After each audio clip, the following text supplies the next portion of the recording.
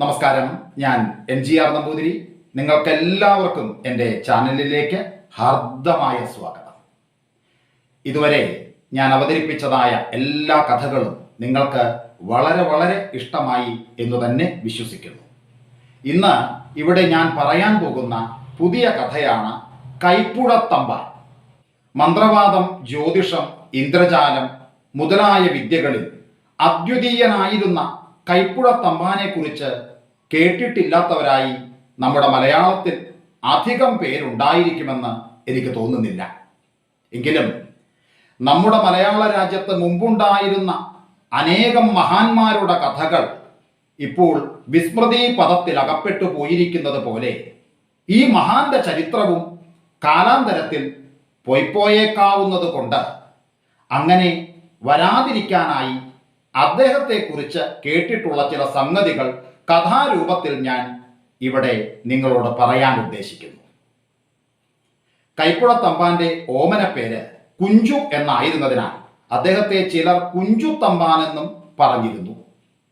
അദ്ദേഹത്തിന് അനേകം വിദ്യകളിൽ വൈദഗ്ധ്യമുണ്ടായിരുന്നു എന്ന് മുൻപ് പറഞ്ഞല്ലോ. അവയിൽ ഇദ്ദേഹം ഇന്ദ്രജാലം, മഹേന്ദ്രജാലം മുതലായവ ഗ്രഹിച്ചത് വലിയ ഐന്ദ്രജാലികൻ എന്ന സുപ്രസിദ്ധനായിരുന്ന വട്ടപ്പറമ്പിൽ വലിയത്താന്റെ അടുക്കൽ നിന്നാണ്.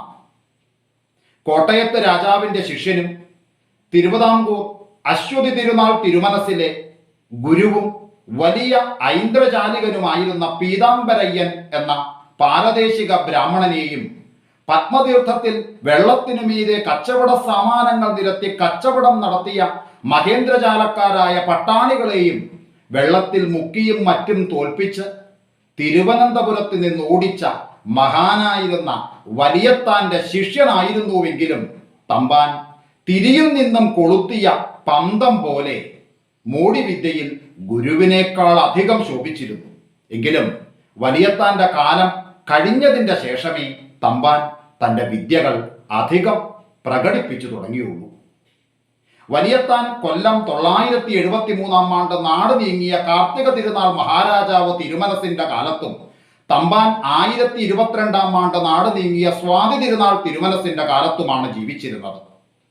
തമ്പാന്റെ അത്ഭുത വിദ്യകളിൽ ചിലത് മാത്രമേ ഇവിടെ പറയുന്നുള്ളൂ.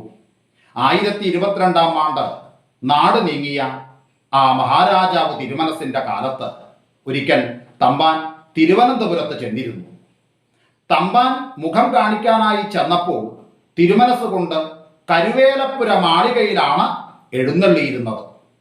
തമ്പാൻ തിരുമനസ് മുമ്പാകെ ചെന്നത് വലിയ വേനൽക്കാലത്ത് ഒരു ദിവസം ഉച്ചതിരിഞ്ഞ സമയത്തായിരുന്നു. തമ്പാനെ കണ്ടപ്പോൾ കുശലപ്രശ്നാനന്തരം തമ്പാനെ കണ്ടിട്ട് വളരെ നാളായി, തമ്പാൻ കഴിഞ്ഞ പ്രാവശ്യം ഇവിടെ വന്നിട്ട് വിദ്യയൊന്നും കാണിക്കാതെയാണല്ലോ പോയത്, ഇപ്രാവശ്യം അങ്ങനെയായാൽ പോരാ, ഇന്ന് തന്നെ എന്തെങ്കിലും ഒന്ന് കാണിക്കണം എന്ന് കൽപ്പിച്ചു. അപ്പോൾ തമ്പാൻ പറഞ്ഞു, തിരുമനസ് മുമ്പാകെ കാണിക്കാൻ തക്ക വിദ്യയൊന്നും അടിയൻ ഗ്രഹിച്ചിട്ടില്ല. പഠിച്ചിട്ടുള്ളതെല്ലാം പലപ്പോഴായി ഇവിടെ കാണിക്കുകയും കൽപ്പിച്ച് തൃക്കൺ പാർക്കുകയും ചെയ്തിട്ടുണ്ട്. ഇനി കാണിക്കാനൊന്നുമില്ല. അത് കേട്ട് തിരുമനസ് കൊണ്ട് തമ്പാനോട് പറഞ്ഞു, അങ്ങ് ഉപായമൊന്നും പറയണ്ട, പുതിയതായിട്ട് എന്തെങ്കിലും ഒരു വിദ്യ ഇന്ന് കാണിച്ചേ മതിയാവൂ. അപ്പോൾ തമ്പാൻ പറഞ്ഞു, നിർബന്ധമാണെങ്കിൽ കൂടാതെ കഴിയില്ലല്ലോ, വല്ലതും നോക്കാം. വെയിലിന്റെ ചൂട് അല്പം കുറയട്ടെ, ഉഷ്ണം കലശലായിരിക്കുന്നു. അപ്പോൾ തിരുമനസ് കൊണ്ട് പറഞ്ഞു, ഉഷ്ണത്തിന്റെ കാര്യമൊന്നും പറയാനില്ല. ഏതാനും ദിവസമായിട്ട് ഞാൻ വളരെ ക്ഷീണിക്കുന്നുണ്ട്. ഇവിടെ എങ്ങാനും മഴയ്ക്ക് യോഗമുണ്ടോ? തമ്പാൻ ജ്യോത്സ്യനായതുകൊണ്ട് അതും അറിയാമല്ലോ. ബുധശുക്രന്മാരിപ്പോൾ എവിടെയാണ്? അപ്പോൾ തമ്പാൻ പറഞ്ഞു, ബുധശുക്രന്മാർ എവിടെയെങ്കിലും ആവട്ടെ, ഇന്നൊരു മഴയ്ക്ക് യോഗമുണ്ട്. അത് കേട്ട് തിരുമനസ് കൊണ്ട് ചോദിച്ചു, ഇന്നോ? അത് അബദ്ധം തന്നെ, ഇന്ന് മഴയുണ്ടാവാനുള്ള ലക്ഷണം ഒന്നും കാണുന്നില്ലല്ലോ. അപ്പോൾ തമ്പാൻ പറഞ്ഞു, മഴയ്ക്ക് ലക്ഷണമൊന്നും വേണമെന്നില്ല, അതിന് വരാൻ തോന്നിയാൽ ഇങ്ങോട്ട് വന്നേക്കും, അത്രേ ഉള്ളൂ. അപ്പോൾ തിരുമനസ്സുകൊണ്ട് ചോദിച്ചു, എന്നാൽ ഇന്ന് മഴ പെയ്യുമെന്ന് തമ്പാൻ എങ്ങനെ തീർച്ചയാക്കി? തമ്പാൻ ദേവന്മാരെക്കാൾ ദിവ്യജ്ഞാനം ഉള്ള ആളാണോ? അപ്പോൾ തമ്പാൻ പറഞ്ഞു, തിരുമനസ്സിലെ അടുക്കൽ തർക്കിക്കാൻ അടിയാൻ ശക്തനല്ല. ഇന്ന് മഴയുണ്ടാകുമെന്നുള്ള കാര്യം തീർച്ചയാണ്. ഇത് കേട്ട് തിരുമനസ്സുകൊണ്ട് പറഞ്ഞു, ഇന്ന് മഴയുണ്ടാകുന്ന പക്ഷം തമ്പാന് തക്കതായൊരു സമ്മാനം തരാൻ ഞാൻ നിശ്ചയിച്ചിരിക്കുന്നു എന്നും പറഞ്ഞു. ഇത്രയും സംഭാഷണം കഴിഞ്ഞപ്പോഴേക്കും അതികലശലായി മഴക്കാറ് കണ്ടു തുടങ്ങി. ഇടിയും മിന്നലും. അതിനെ തുടർന്ന് ഉടനെ തമ്പാൻ പറഞ്ഞതുപോലെ മഴ ഉണ്ടായേക്കാമെന്ന് തന്നെയാണ് തോന്നുന്നത്. നല്ല തണുത്ത കാറ്റ് വന്നു തുടങ്ങിയതുകൊണ്ട് ഇപ്പോൾ തന്നെ ഉഷ്ണത്തിന് വളരെ കുറവുണ്ട്. വരാന്തയിലിരുന്നാൽ നല്ല പോലെ കാറ്റ് കൊള്ളാമല്ലോ എന്ന് കൽപ്പിച്ചുകൊണ്ട് വടക്കേ വരാന്തയിൽ എഴുന്നള്ളിയിരുന്നു. അപ്പോഴേക്കും അതിഭയങ്കരമായ ഇടിയും മഴയും തുടങ്ങിക്കഴിഞ്ഞു. ഒരു മാത്ര കഴിഞ്ഞപ്പോഴേക്കും വെള്ളം പൊങ്ങിത്തുടങ്ങി. പത്മതീർത്ഥം നിറഞ്ഞു കവിഞ്ഞ വെള്ളം നാല് പുറത്തേക്കും ഒഴുകി തുടങ്ങുകയും പത്മനാഭസ്വാമി ക്ഷേത്രത്തിന്റെ മതിൽക്കകവും അടുത്തുള്ള ഗൃഹങ്ങളും കരുവേലപ്പുര മാളികയുടെ താഴെയുമെല്ലാം വെള്ളം കൊണ്ട് നിറയുകയും ചെയ്തു. ഇത് കണ്ട് തിരുമനസ്സുകൊണ്ട് ആകെപ്പാടെ പരിഭ്രമിച്ച് അവശനായി. അടുക്കൽ നിന്നിരുന്ന തമ്പാനോട് ഇനി എന്താ നിവർത്തി? വെള്ളം ഈ മാളിക വരെ പൊങ്ങുകയാണെങ്കിൽ പിന്നെ എന്താ ചെയ്യുക എന്ന് കൽപ്പിച്ചു ചോദിച്ചു. അപ്പോൾ തമ്പാൻ പറഞ്ഞു, എന്തോ ഒന്നും അറിഞ്ഞുകൂടാ, എല്ലാം പത്മനാഭന് തന്നെ അറിയാം എന്നായിരുന്നു തമ്പാന്റെ മറുപടി. ഇത്രയും പറഞ്ഞു തീർന്നപ്പോഴേക്കും വെള്ളം പൊങ്ങി പൊങ്ങി കരുവേലപ്പുരയുടെ വരാന്തയിലേക്ക് കയറി തുടങ്ങി. നിമിഷ നേരങ്ങൾക്കുള്ളിൽ അവിടെ വെള്ളം മുട്ടോളമായി. തിരുമനസ്സുകൊണ്ട് പരിഭ്രമം കലശലായി. ഉടനെ കഥ കഴിയുമെന്ന് കൽപ്പിച്ച് തീർച്ചയാക്കി ഭക്തിപൂർവം പത്മനാഭനെ സ്മരിച്ചുകൊണ്ട് അവിടുന്ന് എണീറ്റു നിന്നു. അപ്പോൾ 18 തണ്ടുവച്ച ഒരു ബോട്ട് വടക്ക് നിന്ന് അതിവേഗത്തിൽ വരുന്നതായി കൽപ്പിച്ചു കണ്ടു. ആ ബോട്ട് നേരെ വന്ന് കരുവേലപ്പുര മാളികയുടെ വരാന്തയോട് ചേർന്നടുക്കുകയും ബോട്ടിലുണ്ടായിരുന്നവർ വേഗത്തിൽ ബോട്ടിലേക്ക് എഴുന്നള്ളണം, താമസിച്ചാൽ ആപത്തുണ്ടാകും എന്ന് വിളിച്ചറിയിക്കുകയും ചെയ്തു. ഉടനെ, എന്നാൽ വരൂ തമ്പാനെ, നമുക്ക് എവിടെയെങ്കിലും പോയി ജീവനെ രക്ഷിക്കാം എന്ന് കൽപ്പിച്ചുകൊണ്ട് വരാന്തയിൽ നിന്നും ബോട്ടിലേക്ക് തൃക്കാലെടുത്ത് വയ്ക്കാൻ ഭാവിച്ചപ്പോൾ തമ്പാൻ തൃക്കൈ പിടിച്ച് പുറകോട്ട് വലിച്ചുകൊണ്ട് എന്താണ് കൽപ്പിച്ച് ചെയ്യാൻ ഭാവിക്കുന്നത് എന്ന് തമ്പാൻ ചോദിച്ചു. ഹേ, എന്താ ഈ പറയണേ? ബോട്ടിൽ കയറാഞ്ഞാൽ നമ്മുടെ ജീവൻ തന്നെ നഷ്ടപ്പെടും.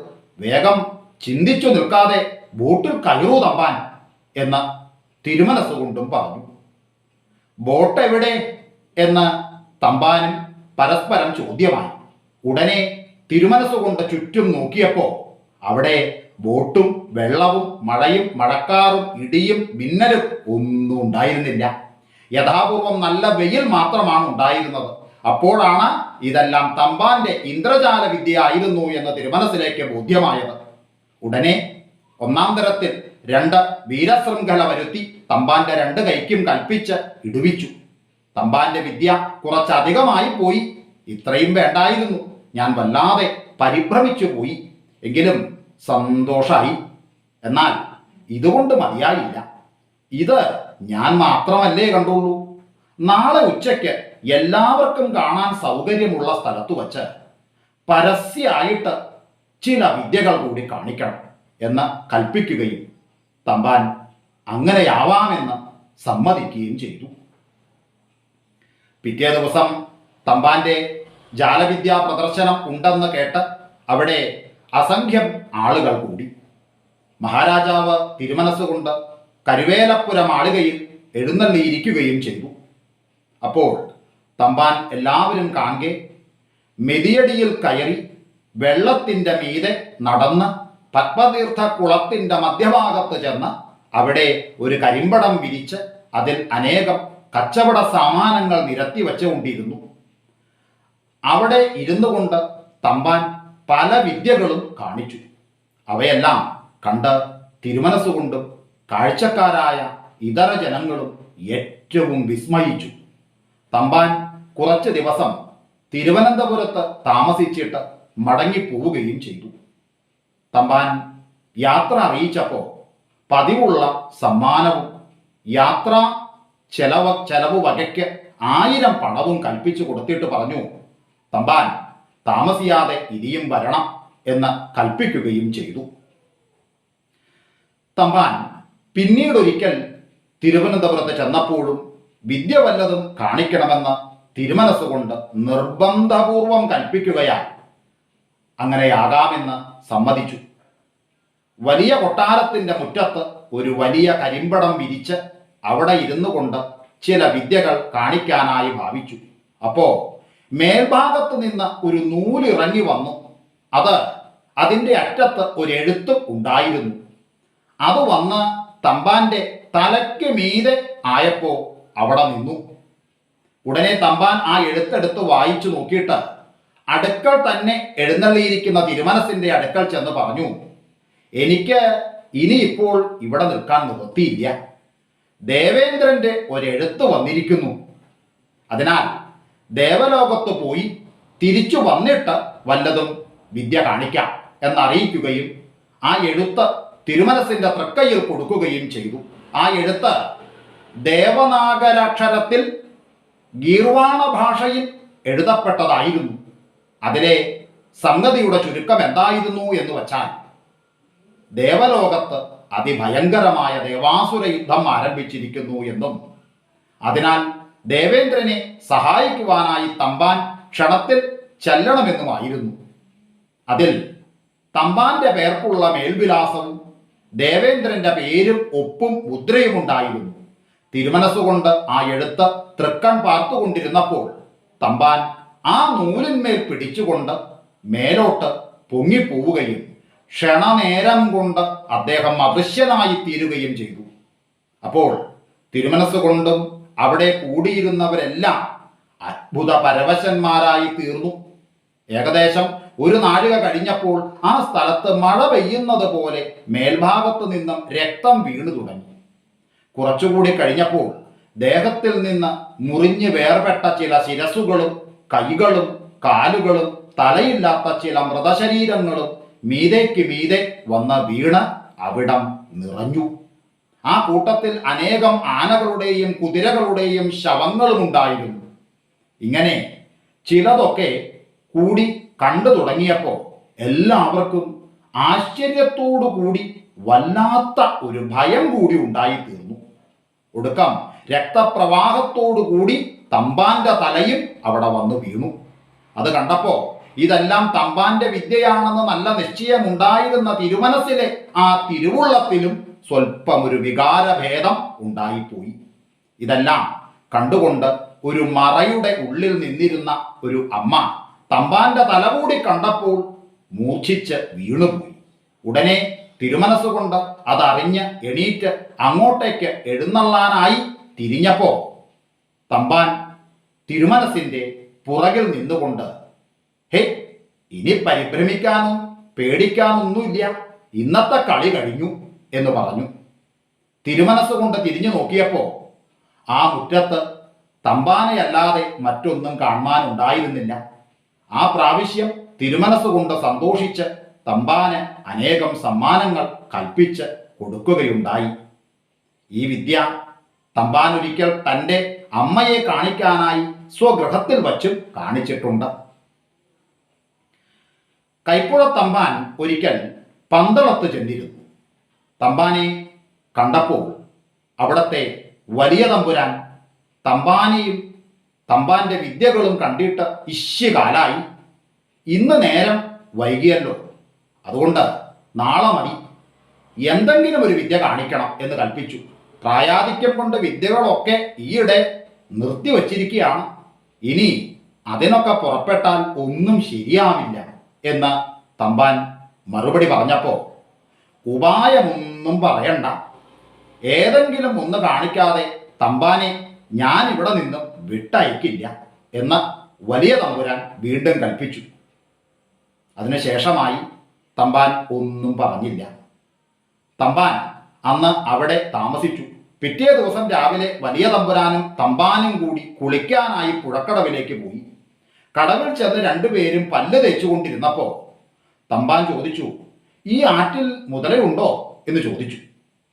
വെള്ളം പൊങ്ങിക്കിടക്കുമ്പോൾ ചില കാലം മുതല വരാറുണ്ട്. കുളിക്കാൻ പോലും വെള്ളം കട്ടിയായിരിക്കുന്ന ഈ വേനൽക്കാലത്ത് ഇവിടെ എങ്ങും ഒരു മുതലയും വരില്ല എന്ന് വലിയ തമ്പുരാൻ പറഞ്ഞു. ആറ്റിൽ പല സ്ഥലങ്ങളിൽ ഇടമുറിഞ്ഞിട്ടുള്ളതിനാൽ ഇപ്പോൾ മുതലയ്ക്ക് കയറി വരാൻ നിവൃത്തിയില്ല എന്ന് വലിയ തമ്പുരാൻ കൽപ്പിച്ചു. അപ്പോഴേക്കും ഒരു വലിയ മുതല അവരുടെ മുമ്പിലായി വന്നു പൊങ്ങി. അപ്പോൾ തമ്പാൻ പറഞ്ഞു, ഇവിടെ മുതലയില്ലെന്ന് കൽപ്പിച്ചിട്ട് ഇതാ മുതല വന്നല്ലോ എന്ന് പറഞ്ഞു. മുതല നേരെ ഇവരുടെ അടുക്കിലേക്ക് തന്നെ വന്നു. മുതലയെ കണ്ട് പേടിച്ച് വലിയ തമ്പുരാൻ എണീറ്റു. തമ്പാൻ അവിടെ തന്നെ ഇരുന്നു. മുതല തമ്പാനെ തട്ടി വെള്ളത്തിലിട്ടു കടിച്ചെടുത്തു കൊണ്ടുപോയി. അപ്പൊ തമ്പാൻ വലിയ തമ്പുരാന്റെ നേരെ നോക്കിക്കൊണ്ട് ചോദിച്ചു, മുതലയുണ്ടോ എന്ന് ചോദിച്ചിട്ട് ഇല്ലെന്നല്ലേ അവിടുന്ന് പറഞ്ഞത്? ഇങ്ങനെ ഭോഷ്ക് പറഞ്ഞ് എന്നെ മുതലയ്ക്ക് ഇരയാക്കി തീർത്തത് കഷ്ടായിപ്പോയി.